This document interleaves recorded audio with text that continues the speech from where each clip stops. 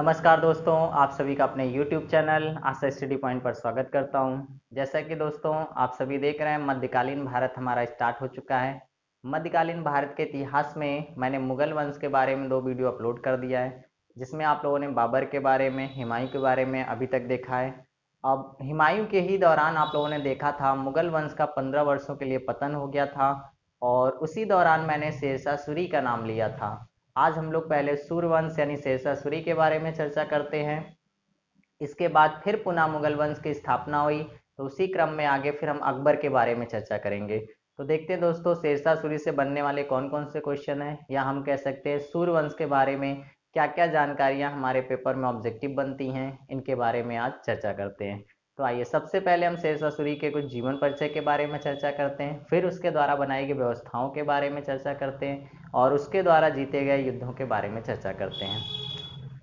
पिछली वीडियो अगर आप लोगों ने हुमायूं की नहीं देखी होगी, तो इस वीडियो को देखने से पहले आप उस वीडियो को ज़रूर देख लीजिएगा, क्योंकि ये जो मुगल काल का दौर है, इसमें हर एक शासक जो है इम्पोर्टेंट है, यानी एक दूसरे से जुड़े हुए हैं। इनका एक विशाल साम्राज्य रहा है, तो सभी के कहीं ना कहीं करेक्टर इम्पोर्टेंट हैं, और उनसे रिलेटेड कभी भी किसी भी शासक से क्वेश्चन बन जाते हैं। आइए देखते हैं, पहले शेरशाह सूरी का परिचय करते हैं। दोस्तों बात करें हम, तो सूर्यवंश का समय जो रहा हमारा, सूर्यवंश का वो 1540 से लेकर 1555 तक रहा है।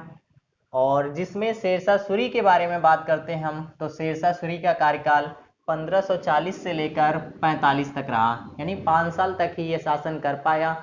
और अभी हम बताएंगे आपको कि 5 साल के दौरान में क्या क्या इसके जीवन की घटने वाली घटनाएं थी। लेकिन इसके बाद इसके उत्तराधिकार के रूप में और भी शासक हुए, जिन्होंने इस वंश को आगे बढ़ा के रखा। और पुनः फिर हुमायूं के ही समय में बैरम खां पराजित करता है सिकंदर सूर को, और उसके बाद पुनः फिर आपका मुगल वंश की स्थापना हो जाती है, जिसके बारे में अभी हम चर्चा करेंगे। तो दोस्तों देखते हैं, पहले अगर आपसे क्वेश्चन पूछा जाता है कि शेरशाह सूरी का बचपन का नाम क्या था या मूल नाम क्या था, तो फरीद याद रखना है।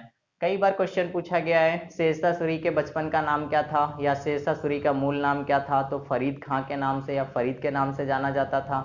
अब अगर हम दोस्तों बात करें शेरशाह सूरी के बारे में, तो इसका प्रारंभिक जीवन बहुत ही संघर्ष भरा रहा, क्योंकि इसके पिताजी और इसके बीच में संबंध काफ़ी अच्छे नहीं थे शुरू से ही। उसका रीज़न ये था कि इसके पिता ने 4 शादियां करी थी, जिससे 8 बेटे थे, और उन 8 बेटों में सबसे बड़ा बेटा शेरशाह सूरी था। और इसके अंदर एक ललक थी कि मुझे अपनी सत्ता चलाना है, मुझे शासन करना है।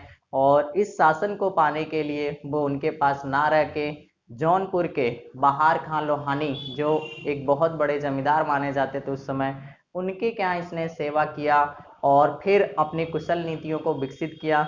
ऐसा भी माना जाता है कि जब बाबर युद्ध लड़ रहा था 1526 से 28 के मध्य में, तो उस सेना में भी शेरशाह सूरी वहाँ पे भर्ती हुआ, और उस युद्ध में बाबर की कलाओं को सीखा। और उसने शुरू से ही एक लक्ष्य बनाया कि मैं किसी भी तरीके से अगर मुझे मौका मिला या चांस मिला, तो मैं मुगल वंश का पतन कर दूंगा, और ऐसा ही किया उसने। तो कहीं ना कहीं अगर हम बात करें, तो बाबर के अंदर लड़ाई की कूटनीति, जिस तरीके से हमने पिछले वीडियो में बाबर के बारे में देखा कि उसने किस तरीके से अपने सारे ही युद्ध को जीता। उस समय भारत इतना भी कमजोर नहीं था कि कोई भी बाहरी शासक भारत की सत्ता को हासिल कर सके, लेकिन अपनी कूटनीति, अपने युद्धों की रणनीतियों के कारण बाबर ने जो लगातार युद्ध जीते हैं, सभी में विजयी रहा। जैसा कि मैंने चर्चा भी किया था, खानवा का युद्ध हो, चाहे पानीपत का युद्ध हो, चाहे चंदेरी का युद्ध हो, चाहे घाघरा का युद्ध हो, हर युद्ध में उसने एक नई तकनीकी का प्रयोग किया, एक नई रणनीति का प्रयोग किया, और जिसके वजह से इतना बड़ा एम्पायर यानी इतना बड़ा साम्राज्य की स्थापना कर पाया। आइए फिर देखते हैं, नेक्स्ट पॉइंट है आपका, इसका जन्म 1472 में बजवाड़ पंजाब में हुआ था।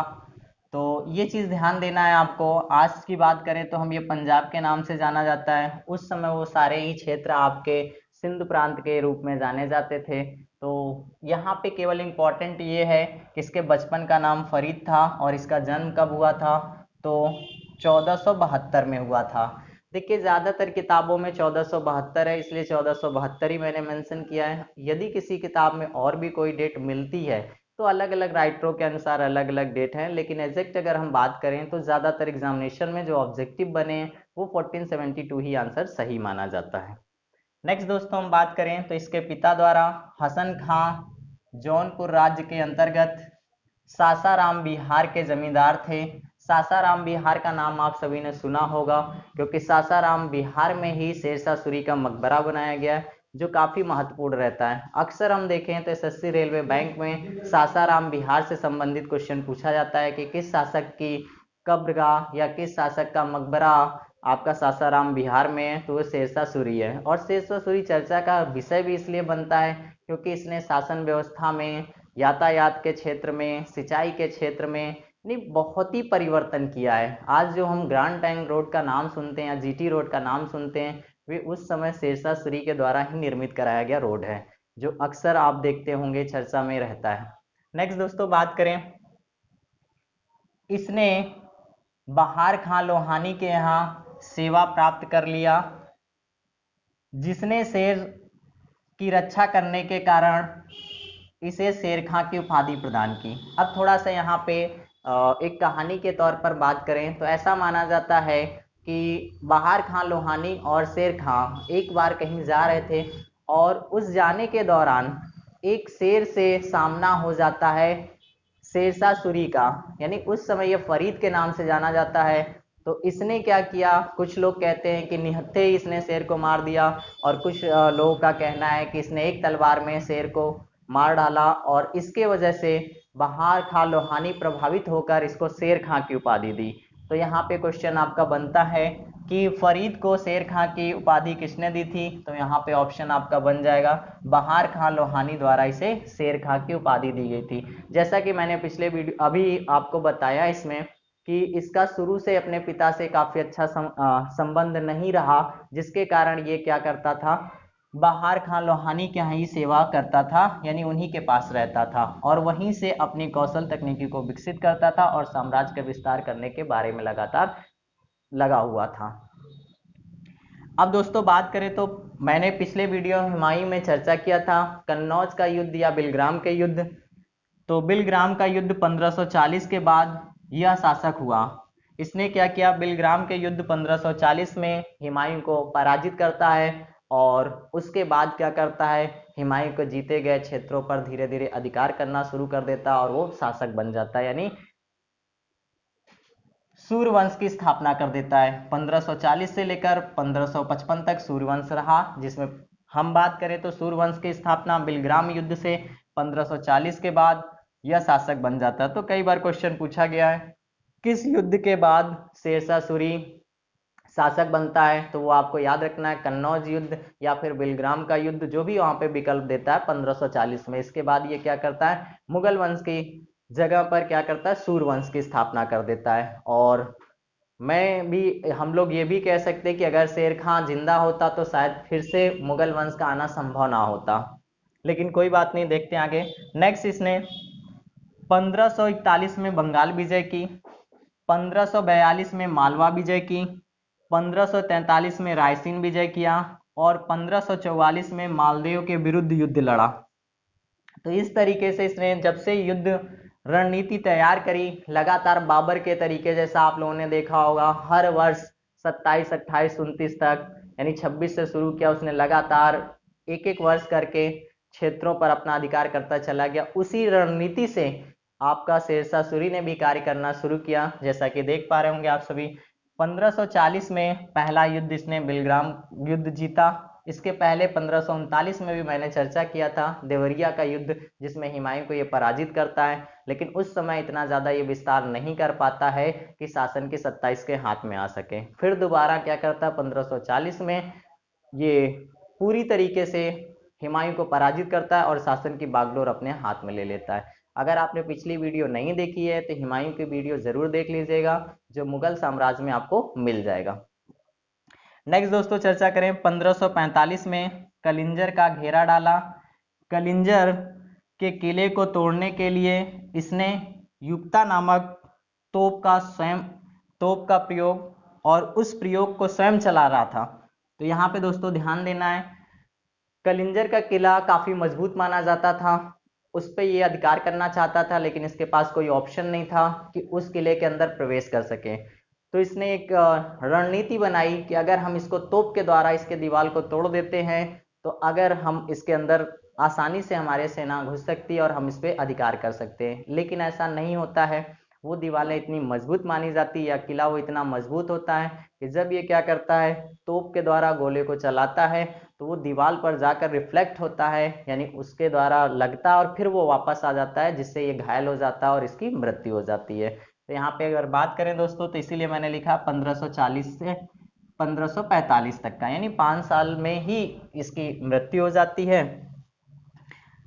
जिसके कारण इसकी मृत्यु हो जाती है, इसका मकबरा सासाराम बिहार में बनवाया गया। तो यहाँ पे देखिए 3 क्वेश्चन आपके बनेंगे। पहला क्वेश्चन ये बनेगा आपका, इसके बचपन का नाम क्या था, इंपॉर्टेंट टिक करेंगे आप, फरीद खां के नाम से या फरीद, जो भी विकल्प देगा। दूसरा, शेरशाह सूरी का जन्म कब हुआ था, तो 1472 में। और तीसरा क्वेश्चन आपका ये बनता है कि इसे शेर खां की उपाधि किसने दी थी, या शेरशाह के नाम से किसने कहा था, तो वो आपके बहार खां लोहानी के द्वारा इसको शेर खां की उपाधि दी गई थी। इससे फरीद नाम बदल के शेरशाह के नाम से प्रसिद्ध हुआ। जब इसने क्या किया, बंगाल विजय करी 1541 में, तो इसने शेरशाह सूरी नाम अपना कर लिया, यानी अपने उपाधियां बदलता रहा और इस तरीके से शेरशाह सूरी के नाम से इसको जाना गया। नेक्स्ट दोस्तों, यहाँ पे क्वेश्चन इंपॉर्टेंट आपका बनेगा सासाराम बिहार से रिलेटेड। इसको ध्यान रखना है कि सासाराम बिहार में किसका मकबरा है, तो वो आपका शेरशाह सूरी का है। तो इस तरीके इसके जीवन परिचय से संबंधित जो भी ऑब्जेक्टिव आपके होंगे, उम्मीद करते हैं इसमें मिल जाएंगे। नेक्स्ट दोस्तों देखते हैं शासन व्यवस्था। कोई भी शासक है अगर इतनी बड़ी बागडोर संभाल रहा तो उसकी शासन व्यवस्था में कुछ तो ऐसी रणनीति होगी जिसकी वजह से लगातार विजयी होता रहा। तो पहला पॉइंट देखते हैं दोस्तों, शेरशाह ने शासन व्यवस्था को चलाने के लिए संपूर्ण साम्राज्य को 47 सरकारों में विभाजित किया। सरकारों का मतलब होता है छोटे छोटे गुटों में विभाजित करना और उनकी बागडोर किसी व्यक्ति को देना और उन लोगों से उसके बारे में जानकारी लेना। तो इससे क्या हो जाता है, साम्राज्य जब छोटे छोटे टुकड़ों में होता है या छोटे छोटे कह सकते हैं संगठन में होता है, लेकिन उनका मुखिया एक होता है, तो उसमें होने वाली सावधानियां, उसमें होने वाली असावधानियां, सारी जानकारी उसको मिलती रहती है समय समय पे। तो ये इसका सबसे बड़ा जो शासन व्यवस्था का मजबूत बागडोर रही, उसका ये रहा कि छोटे छोटे सरकारों में अपने साम्राज्य को विस्तार करना और उनको विभाजित करना। और राजस्व व्यवस्था के क्षेत्र में जब्ती व्यवस्था चलाया। जब्ती व्यवस्था का मतलब क्या होता है कि अगर कोई भी व्यक्ति गलत करता था या किसी भी तरीके से उसको लगता था ये गलत कर रहा था, उसकी भू संपत्ति या उसके पास जो भी चीजें होती तो उसको जब्त कर लेता था। तो इस तरीके की व्यवस्था से लोगों में डर था, और जब लोगों में डर था तो वो सारे कार्य ईमानदारी से करते थे, और जिसकी वजह से ये लगातार अनवरत विजयी होता रहा। नेक्स्ट दोस्तों, महत्वपूर्ण क्वेश्चन ये भी बनता है, इसने जरीवान महासिंचाना नामक कर लगाया, यानी सिंचाई पर इसने कर लगाया, जिसको जरीवान महासिंचाना नामक कर के नाम से जाना गया। नेक्स्ट क्वेश्चन है, भूमि पैमाइश के लिए इसने सिकंदरी गज का प्रयोग किया। तो कई बार ये प्रश्न पूछा गया है, सिकंदरी गज का प्रयोग किसने किया, तो शेरशाह सूरी के द्वारा सिकंदरी गज का प्रयोग किया गया था। वहां सिकंदर ऑप्शन अगर दे दे तो कंफ्यूजन नहीं होना है कि नहीं सिकंदर ने चलाया होगा, ऐसा नहीं। तो आपको ये याद रखना है कि भूमि के पैमाइश से तो इसने सिकंदरी गज का प्रयोग किया और सन की डंडी का प्रयोग किया। वही सिकंदरी गज और सन की डंडी में डिफरेंसेस ये होता था क्योंकि हर वर्ग बराबर नहीं था और पैमाइश तो करना सभी को था, तो इसलिए इसने 2 पद्धतियां बनाई। पहली सिकंदरी गज की पद्धति बनाई और दूसरी सन की डंडी की पद्धति बनाई। नेक्स्ट, मुद्रा के क्षेत्र में 178 ग्रेन चांदी का रुपया चलाया और 380 ग्रेन तांबे का दाम चलवाया।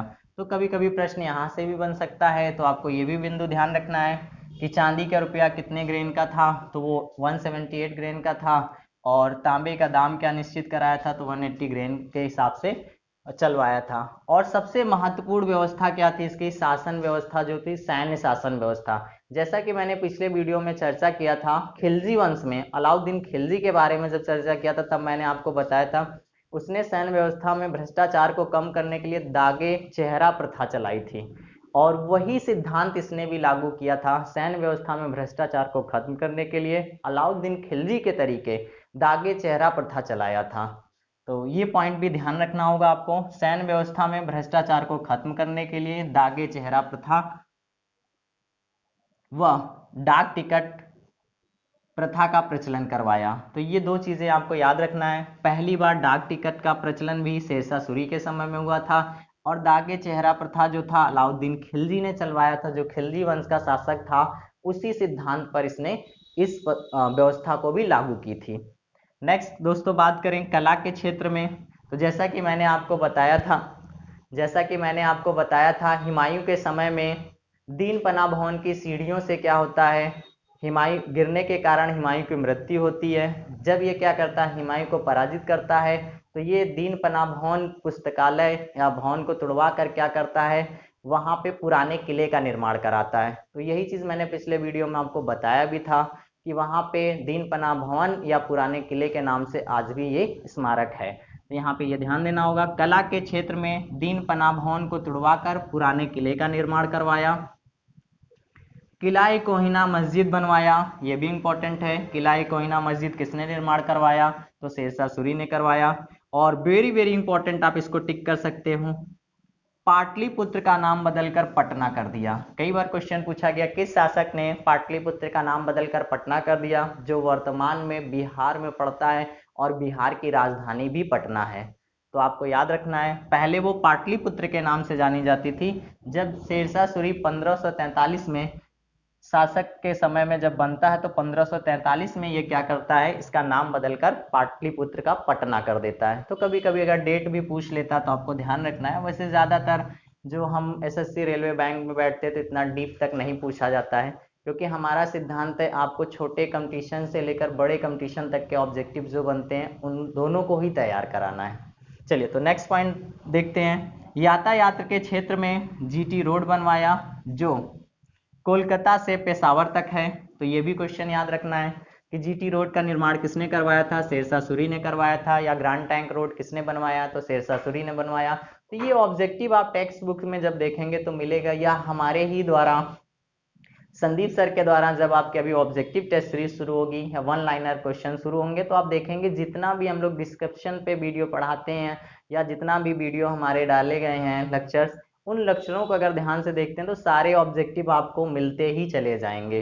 और अगर कोई भी मिसिंग भी होता है तो कोई दिक्कत नहीं। कुछ क्वेश्चन ऐसे भी बनते हैं दोस्तों जो केवल ऑब्जेक्टिव के रूप में ही आते हैं, तो वो जब ऑब्जेक्टिव सीरीज आप देखेंगे या वन लाइनर सीरीज आप देखेंगे तो वहां वो कंप्लीट हो जाएंगे।